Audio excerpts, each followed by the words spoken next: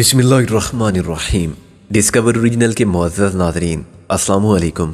اب کس نمبر 397 ملاحظہ فرمائیں۔ یہ سب ایک تیسرے ملک کی معرفت مشرقی پاکستان بھجوائے جا رہے تھے، لیکن اس کھیپ کو بھیجنے کے لیے پاکستان کی بندرگاہ کا استعمال جاری تھا، اور اس کام میں مدد کرنے والے وہی غدار تھے جنہوں نے غیروں کی طرح کبھی اس ملک کے وجود اور اس کی نظریاتی اساس کو دل سے تسلیم نہیں کیا تھا۔ سمدو میاں جب ہوش میں آیا تو مرغے بمثل کی طرح قدموں میں لوٹنے لگا۔ ہم کو معاف کرو، غلطی کیا، ہم سور، ہمارا باپ کتا۔ وہ ایک انتہائی گرا ہوا آدمی تھا جس میں خود ہی نام کی چیز تھی ہی نہیں۔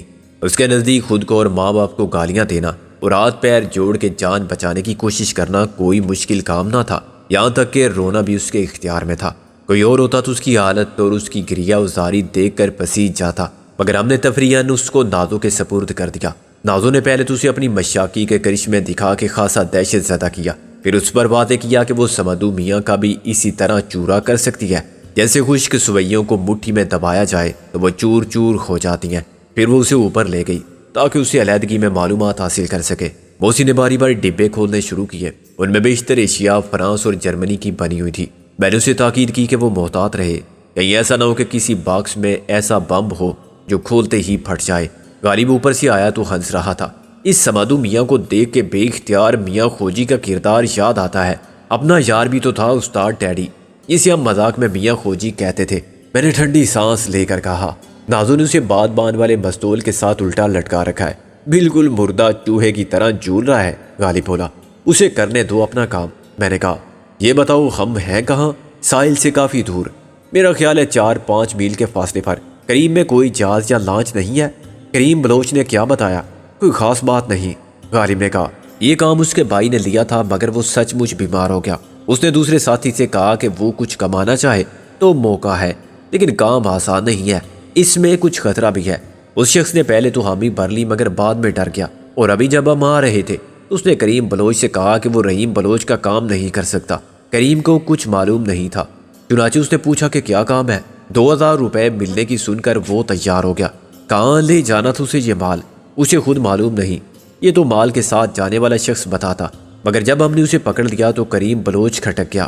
اسے جہاز پر موسی نے بھی اشاروں میں سمجھا دیا تھا کہ معاملہ گڑبڑ ہے، چنانچہ وہ اپنا کام کرے اور ہم کچھ بھی کرے۔ وہ خاموش رہے، لیکن کھلے سمندر میں وہ اب کدھر رواں ہے؟ کہیں نہیں، بس وہ بندرگاہ کے علاقے سے نکال لایا ہے ہمیں، اور احکامات کا منتظر ہے۔ غالب نے کہا، اسے 2000 دلوا دو۔ محسن بولا، اور کہو کہ فی الحال اپنی کشتی کو یہی رکھے، زیادہ دور بھی نہ جائے اور چلتا بھی رہے۔ وہ میں نے سمجھا دیا ہے، وہ خود بھی سمجھدار ہے۔ مجھ سے کہہ رہا تھا کہ بیگم صاحب کو بولو یہ تماشا نیچے کریں۔ بات تو ٹھیک تھی اس کی، دور سے بھی کوئی دیکھ سکتا ہے اگر اس نے دوربین لگا رکھی ہو۔ محسن بولا، تم نے سمجھایا ہے؟ نہیں۔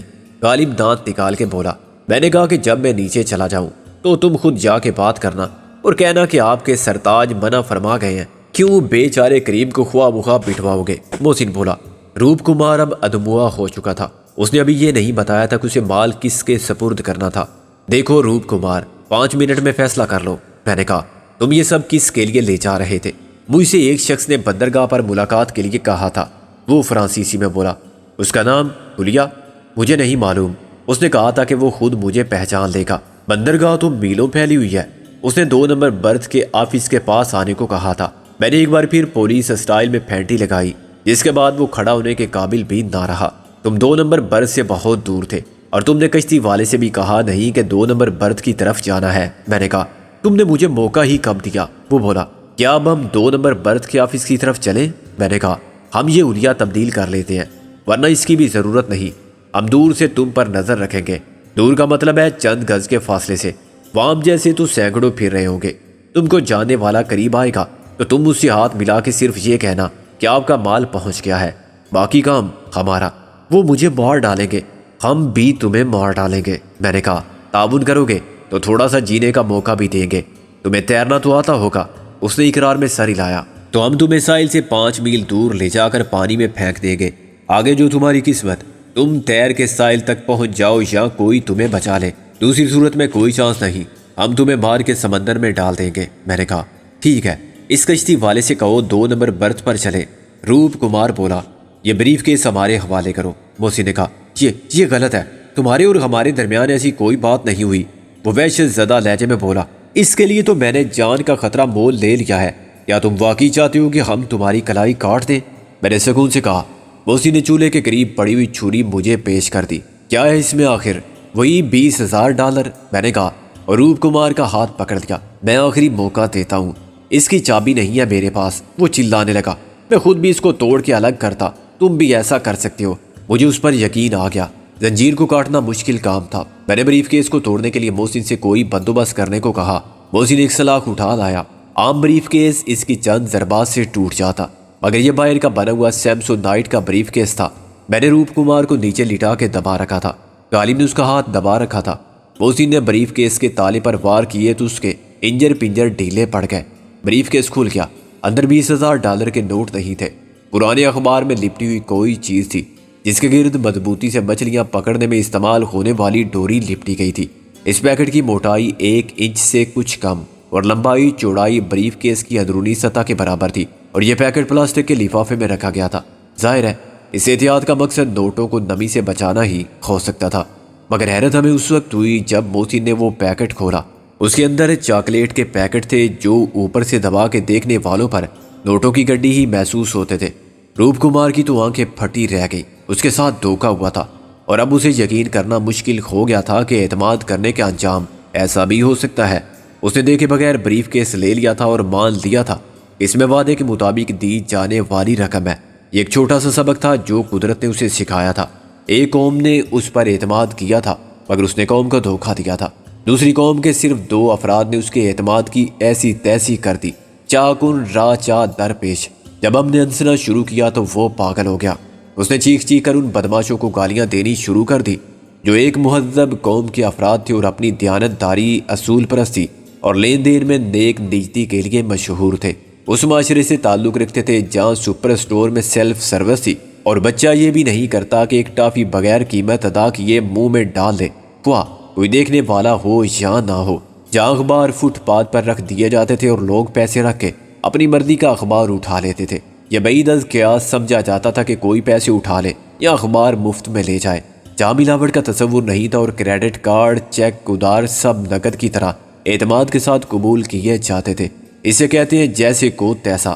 روپ کمار، تم نے سب کو دھوکا دیا، ملک و قوم کو، مذہب کو، اللہ کو یا اپنے بھگوان کو، اپنے ضمیر کو، اور تقدیر نے تمہیں کہاں لا کے دھوکا دیا جہاں تم دھوبی کے کتے سے بھی بدتر ہو گئے۔ نہ تم ادھر کے رہے اور نہ ادھر کے، کیا کمایا تم نے؟ سب کچھ تو گنوا دیا۔ غالب نے اسے اٹھایا۔ تم کچھ تلافی بہرحال کر سکتے ہو اگر ہم سے تعاون کرو، ہاں کم سے کم زندگی بچا سکتے ہو۔ محسن نے کہا، ان سے بدلہ لے سکتے ہو جنہوں نے تم کو دھوکا دیا، اور اس کام میں ہم تمہاری مدد کریں گے کیونکہ وہ ہمارے بھی دشمن ثابت ہو چکے ہیں۔ میں نے کہا، ممکن ہے تمہیں ڈوبی ہوئی رقم مل جائے۔ غالب نے کہا، پھر تم خود ڈوبنے سے بچ جاؤ اور کہیں چھپ چھپا کے نکل جاؤ، یہ چانس مفت میں پڑے گا تم کو روپ کمار۔ اور تم وعدہ کرتے ہو کہ مجھے مارو گے نہیں؟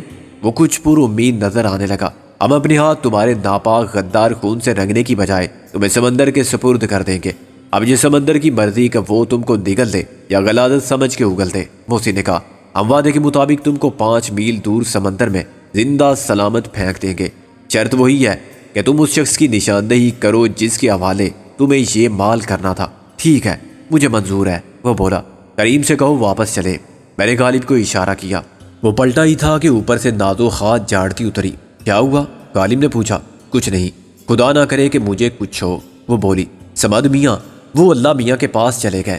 نازو نے یوں سرسری لہجے میں کہا جیسے یہ کوئی قابل ذکر بات ہی نہ تھی، یعنی اسے اتنی آسانی سے مار دیا۔ غالب خفا ہونے لگا۔ میں نے نہیں مارا، وہ خود مر گیا، اس کی قضا آ گئی تھی۔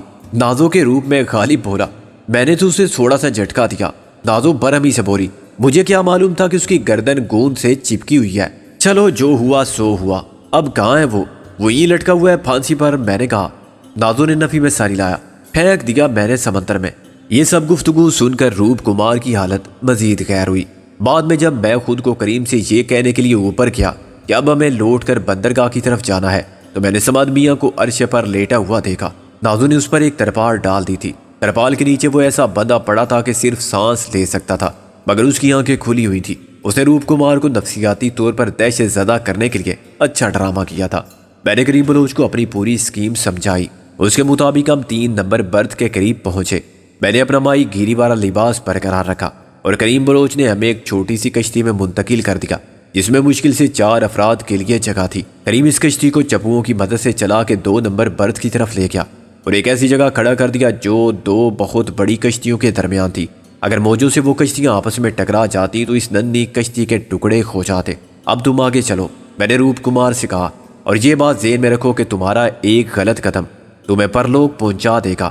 تم نے کوئی بھی ایسی حرکت کی جس پر مجھے شبہ ہوا کہ تم چالاکی سے کام لے رہے ہو اور تم نے کسی کو اشارہ کیا تو سمجھ لو یہ شک بھی تمہاری موت کا سبب بن سکتا ہے۔ میں ان دونوں سور کے بچوں کو سزا دیے بغیر مرنا نہیں چاہتا، وہ بولا، میں انہیں قتل کر دوں گا۔ تو جیسے ہی خیالات کا اظہار وہ بھوری داڑھی والا غیر ملکی بھی کر چکا تھا۔ شاید اسے اندازہ تھا کہ دھوکے کا پتہ چلتے ہی وہ آگ بگولا ہو کر واپس آئے گا۔ 2 نمبر برتھ کے آفس سے کچھ فاصلے پر میں اور محسن الگ الگ ہو گئے۔ میں تھوڑا سا دائیں جانب ایک ستون کی اوٹ میں زمین پر بیٹھ گیا۔ میں نے یہ ظاہر کرنے کی کوشش کی کہ میں بیمار ہوں، مگر وہاں بھاگم بھاگ اور افراتفری کی کیفیت تھی۔ اس میں کون غور کرتا کہ یہ بوڑھا یہاں کیوں بیٹھا ہے؟ شاید میں بھی مر جاتا تو کوئی متوجہ نہ ہوتا۔ چنانچہ میں اطمینان سے بیٹھ کے سگریٹ پینے لگا۔ محسن آفس کے پیچھے تھا اور ہم دونوں 4-5 گز کے فاصلے سے روپ کمار پر نظر رکھے ہوئے تھے جو دروازوں کے سامنے ٹہل رہا تھا۔ اب رات ہو چکی تھی لیکن آفس کے سامنے کافی روشنی تھی۔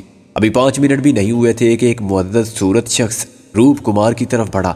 اس نے سفید قمیص اور کالی پتلون پہن رکھی تھی۔ وہ 55-60 سال کا آدمی تھا جس کے سر کے بال درمیان سے غائب ہو چکے تھے۔ یہ کیا مصیبت ہے؟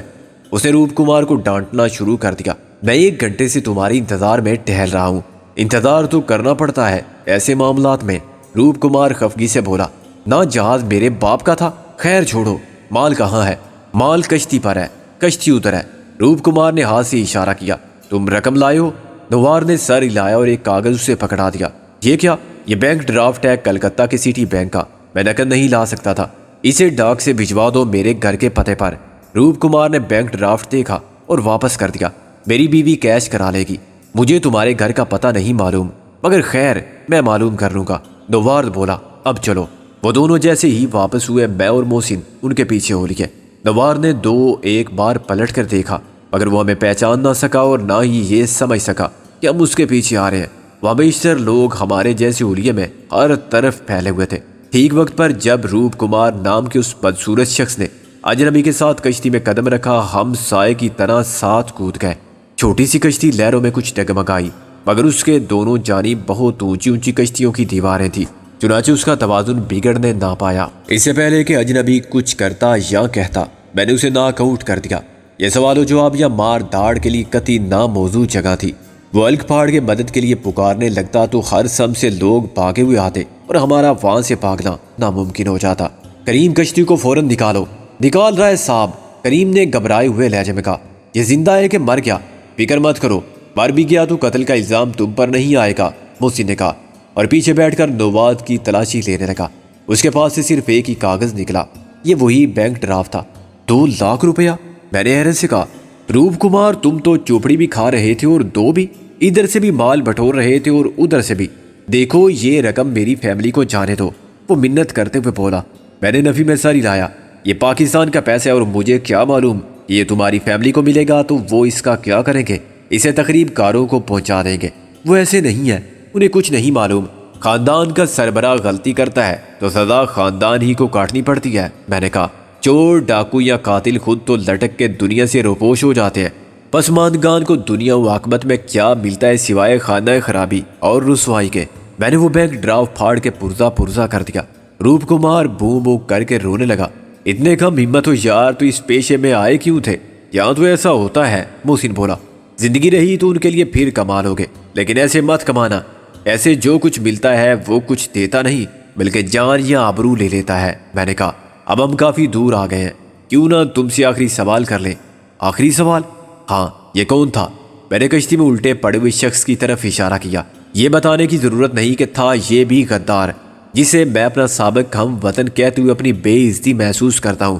یہ تمہاری نسل کا کتا تھا، مگر میں نے کہا تھا نا میں نہیں جانتا اسے۔ میں نے اس کے منہ پر الٹے ہاتھ کا تھپڑ مارا۔ اس نے جس لہجے میں بات کی تھی اور جو بات کی تھی وہ ہم نے سنی تھی۔ تم نے اسے کہا تھا کہ رقم میرے گھر بھجوا دو۔ تم راہ چلتے کسی اجنبی سے ایسا کہو گے یا ہم سے کہو گے ایسی بات اگر یہ معلوم ہو تمہیں کہ ہم تمہارے بارے میں کچھ نہیں جانتے؟ اور جواب میں اس نے کہا تھا کہ میں معلوم کر لوں گا تمہاری بیوی کا پتہ۔ روپ کمار گال سہلاتا ہوا اٹھ کھڑا ہوا۔ یہ ایک سرکاری افسر تھا، وزارت داخلہ کا ایک سیکشن آفیسر۔ روپ کمار نے اس کا نام بھی بتایا، مگر یہاں میں عمدن اس کا ذکر نہیں کر رہا ہوں۔ تھا کیا مطلب؟ اسے ہٹا دیا گیا تھا۔ کیا تم جانتے نہیں کہ بنگالی افسران کو کلیدی عہدوں پر نہ رکھنے کی پالیسی پر عمل ہو رہا ہے؟ ٹاپ سیکرٹ فائلیں وغیرہ ان سے لی گئی ہیں۔ یہ ایک دانش مندانہ پالیسی ہے۔ جب تک دوست، دشمن اور اپنے پرائے کی پہچان نہ ہو جائے، احتیاط بہتر ہے۔ خیر یہ بتاؤ کہ تم اسے کب سے جانتے ہو اور تمہارے درمیان رابطہ کیسے ہوا؟ میں نے کہا، میں عوامی لیگ کا پرانا کارکن ہوں۔ مجھے اوپر سے حکم ملا تھا کہ کراچی جاؤں۔ یہ شخص مجھے اسی جگہ ملا تھا اور اس نے مجھے یہ کام کرنے کو کہا تھا، یعنی یہ مال لے جانے کی ذمہ داری میری تھی۔ اور تم یہ مال کیسے لے کر جاتے؟ ایک اور بحری جہاز جانے کے لیے تیار کھڑا ہے، وہ بولا، ایس ایس کرانتی تھرڈ۔ میں نے سر ہلایا۔ وہ ایک لمحے کے لیے پتھر ہو گیا۔ یہ تم کو کسی نے نہیں، میں نے کہا، بس الہام ہوا ہے مجھ پر ابھی ابھی۔ تم کہہ سکتے ہو کہ میری چھٹی جاسوس بھی ہے۔ میری 7ویں اس کی پارٹنر ہے، محسن بولا، اور میری 8ویں اس بھی، غالب نے کہا۔ یہ چونکہ تمام ضروری معلومات حاصل کی جا چکی تھی، اس لیے روپ کمار کا وجود ہمارے لیے بے مصرف ہو گیا تھا۔ ہم اپنی لانچ نما کشتی کے قریب بھی پہنچ چکے تھے۔ میں اور محسن بے ہوش پڑے ہوئے شخص کو اٹھا کر اوپر لے گئے۔ غالب نے روپ کمار کو لانچ پر پہنچا دیا۔ اریو ناجو، غالب نے گلا پھاڑ کر کہا، دیکھ تو صحیح کون آیا ہے۔ نازو غصے میں اوپر آئی، اٹھا لایا پھر میرے کسی سسر کو، غالب کے پوتے۔ چپ کر، نہیں تو، غالب نے دھاڑ کر کہا۔ نہیں تو کیا؟ جب جاوے ہے اپنی مردار شکل والی کوئی چیز لے آوے ہے۔ وہ پیر پٹکتی نیچے چلی گئی۔ یہ چھیڑ چھاڑ کے بہانے مستقبل کے ایک رول کی ریہرسل تھی۔ اب وقت آ گیا مسٹر روپ بہروپ کمار کہ ہم تم سے کیا ہوا وعدہ پورا کریں۔ میں نے ہاتھ مل کر کہا، یعنی تمہیں اس سمندر میں پھینک دے؟ تم مجھے اس کشتی میں پہنچانے کی رعایت نہیں دو گے؟ وہ لجاجت سے بولا، اس حالت میں میرے لیے تیرنا مشکل ہوگا۔ تو مت تیرنا، نیچے جا کے لیٹ جانا۔ غالب نے اسے مشورہ دیا۔ ہم تو سب کچھ معاہدے کے مطابق کریں گے، میں نے کہا، اور محسن کو اشارہ کیا، ذرا ان کو پیک کرنے کے لیے کچھ لاؤ۔ پوچھ رہا، کیا مجھے پیک کرو گے تم؟ ہاں، اس طرح تم پانی سے محفوظ رہو گے، زنگ نہیں لگے گا تمہیں، میں نے کہا، اور ویسے بھی آدمی مٹی کا پتلا ہے، کہیں تم مٹی کی طرح پانی میں گھل نہ جاؤ۔ غالب نے کہا، تم مجھے مارنا چاہتے ہو؟ یہ بد عہدی ہے۔ وہ خوف سے کانپنے لگا۔ اس نے دوڑ کر لانچ عبور کرنے کی کوشش کی، مگر ہم سب الرٹ تھے۔ محسن نے ٹانگ آگے بڑھائی اور وہ منہ کے بل گرا۔ یہ ہے ان کا کفن، واٹر پروف۔ محسن نے پلاسٹک کی ایک بڑی سی تھیلی پیش کی، گارنٹی قیامت تک۔ روپ کمار داڑے مار مار کر رونے لگا۔ اللہ کے لیے مجھے بخش دو، جانے دو، میں نے تعاون کیا تمہارے ساتھ، تم نے تو وعدہ کیا تھا۔ میں نے اس کے ایک رسید کی۔ ہم وعدے کے مطابق ہی تمہیں سمندر میں پھینک رہے ہیں اور خود قتل نہیں کر رہے ہیں۔ رہی بخشنے کی بات تو وہ ہم سے مت کرو، بخشنے والا تو کوئی اور ہے، اور یہ تو جنگ کی بات ہے۔ ہم اور تم دشمن تھے، کوئی دوست یا بزنس پارٹنر نہیں۔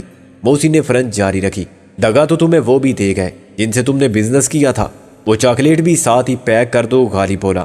نیچے جا کے کھاتے رہیں گے یا ویل کے پیٹ میں پہنچ کے کھا لیں گے۔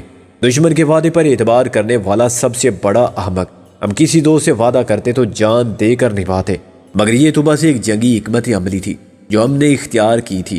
جنگ کی حکمت عملی میں دشمن کو دھوکے میں رکھنا اور اچانک ختم کر دینا عقل مندی اور ذہانت کی دلیل سمجھا جاتا ہے، اخلاقی جرم نہیں۔ تم دشمن ہو، غدار ہو، محسن بولا، اور یہ دنیا کی عدالت نہیں جہاں تم بے مصرف دلائل سے بچ سکو۔ یہ MRS کی عدالت ہے جو تمہیں سزائے موت دیتی ہے۔ میں نے کسی جج کی طرح فیصلہ سنوایا۔ اس کے ساتھ ہی ہم نے اسے پکڑا اور توڑ مروڑ کے پلاسٹک کی تھیلی میں ڈالنے کی کوشش کی، مگر وہ مزاحمت کرتا رہا، ہمیں گالیاں دیتا رہا، چیختا رہا۔ سمندر کے شور میں اس کی سننے والا ہمارے سوا کون تھا؟ پلا کر ہم نے اسے باندھ کے تھیلی میں ڈالا اور تھیلی کا منہ بند کر دیا۔ اس کی آخری وحشت بھری نظریں مجھے آج بھی یاد ہیں۔ گڈ بائی مسٹر روپ کمار، میں نے کہا۔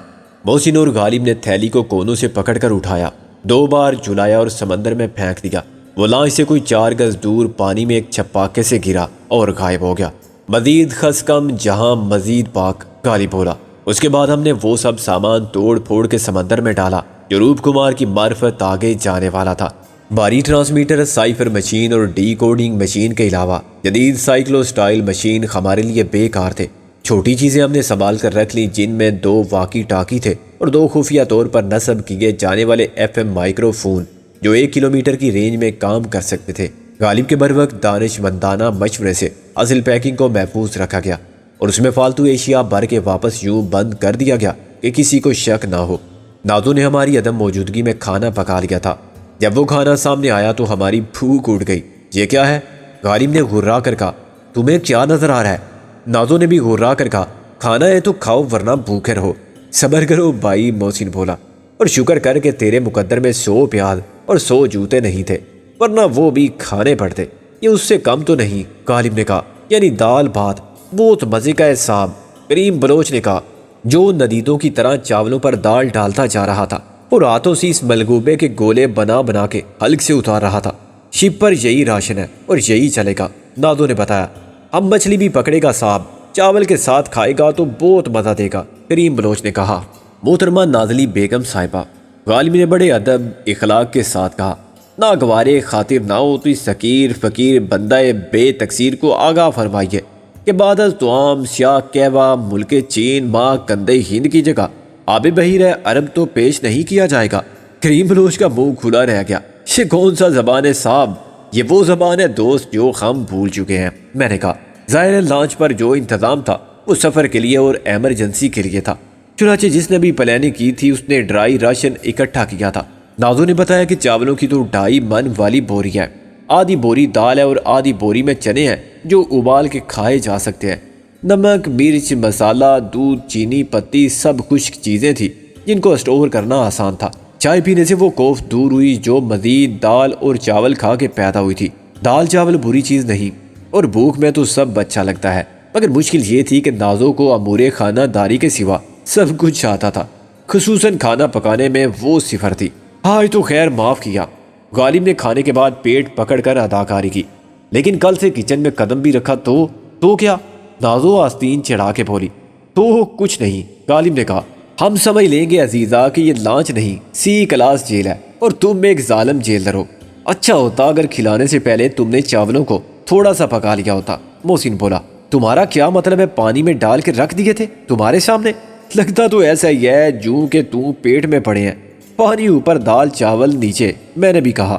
حرکت کرتے ہیں تو آواز نہیں آتی، پیٹ میں ایسے بج رہے ہیں جیسے جنے میں کنکر۔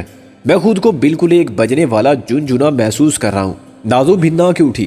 کل سے خود پکاؤ کھاؤ یا پھر کرو فاقے، بھاڑ میں جاؤ سب میری طرف سے، غالب کہہ کا مار کے انسا۔ بھاڑ میں اتنے لوگوں کے لیے جگہ کہاں ہوگی؟ آپ تشریف لے جائیں تو۔ مگر نازو اپنے کیبن میں دروازہ دھڑ سے مار کے بند ہو گئی تھی اور ہم سب کا ہنس ہنس کے برا حال تھا۔ کریم بلوچ نے اچانک کہا، صاحب یہ کشتی واپس کرنا ہے؟ پھر صاحب تم سے کہا تھا کہ ہم یار ہیں۔ میں نے اسے ڈانٹ کر کہا، کشتی ابھی 1 گھنٹے میں واپس کرتے ہیں۔ ابھی کہیں جانا؟ کریم بلوچ نے کہا، ہاں بس چلتے ہیں۔ میں نے کہا، مرزا جی تم یہاں ٹھہرو، انہیں مناؤ، محسن بولا۔ بڑا مزہ اس ملاپ میں ہے، جو صلح ہو جائے جنگ ہو کر وہ خود منائے گی مجھے۔ یہ زن مریدی جو تو کرتا ہے نا، یہ مجھے مت سکھا، غالب نے کہا۔ زن مریدی بہتر ہے زن غلامی سے، محسن بولا۔ کوئی زر خرید غلاموں کو بھی آج کل یوں نہیں مارتا، وہ اس کی محبت کا اپنا انداز ہے، غالب چیم کر بولا۔ ہاں ہر طرف سے ٹیڑھا ترچھا اور چپٹا کر دیا ہے، آدمی کم اور لوٹا زیادہ نظر آتا ہے، وہ بھی بیت الخلا کا۔ بیت الخلا تیرے دماغ میں ہے، جبھی تو اولاد تک نے ماما جی کہہ دیا، باپ کہتے شرم آتی ہوگی اسے۔ میں نے یہ جنگ بند کرانے کے بعد انہیں بتایا کہ اب ہمارے سفر کا مقصد کیا ہے۔ 10 منٹ بعد ہم سب اس کے لیے یوں تیار ہو کر نکلے کہ سب نے کپڑے اتار دیے اور لنگوٹ کس لیے تھے۔ نازو ہماری آوازیں سن کر نکلی اور ہمیں بھوتوں کی طرح انڈرویئر میں ملبوس دیکھ کر پہلے تو جھجک کر رکی، پھر خود ہنسی پر قابو نہ رکھ سکی۔ کیا سوئمنگ کا پروگرام ہے؟ ہری او ناجو کی بچی، غالب نے پھر اکھڑ لہجے میں چلا کر کہا، کیا کھی کر رہی ہے بے شرم، چل اندر، ہم جا رہے ہیں کہیں، تو واپس آ جرا غالب کے پوتے، پھر خبر لوں گی تیری، نازو نے جواب دیا اور پھر ہمیں عرشے پر سے کشتی میں جاتا دیکھتی رہی۔ میں نے اسے تاکید کی کہ اپنا خیال رکھے، جو ایک فضول سی بے مقصد بات تھی اور وہ ہر طرح سے اپنا خیال رکھنے کی اہل تھی۔ کشتی رات کی خاموشی میں آگے بڑھتی رہی۔ یہ ایک اندھیری رات تھی اور سمندر قطرے پرسکون تھا، پھر بھی اس چھوٹی سی کشتی کے لیے سفر ایک مشکل مرحلہ تھا۔ اس سے بھی زیادہ مشکل مرحلہ اپنی رازداری برقرار رکھنے کا تھا۔ اگر چاندنی ہوتی تو یہ کام ناممکن ہو جاتا۔ اس بار ہم جہاز کے قریب پہنچے تو عرشے پر تاریکی تھی۔ احتیاطاً ہم نے دوسری طرف جا کے بھی دیکھا، نیچے کسی کیبن سے موسیقی کا شور لہروں کی سرسراہٹ میں شامل ہو رہا تھا اور عورتوں کی ذیانی ہنسی ان کی مدوشی کی خبر دے رہی تھی۔ قرب و جوار میں دوسرے جہاز بھی تھے، لیکن ایک دوسرے سے خاصے محفوظ فاصلے پر لنگر انداز سے کشتی جب جہاز کے ساتھ لگی تو ہلکی سی آواز پیدا ہوئی۔ ہم سب سانس روکے منتظر رہے۔ پھر کوئی عرشے پر آیا۔ اس نے چاروں طرف دیکھنے کے بعد ہی چلا کر پوچھا، کون ہے؟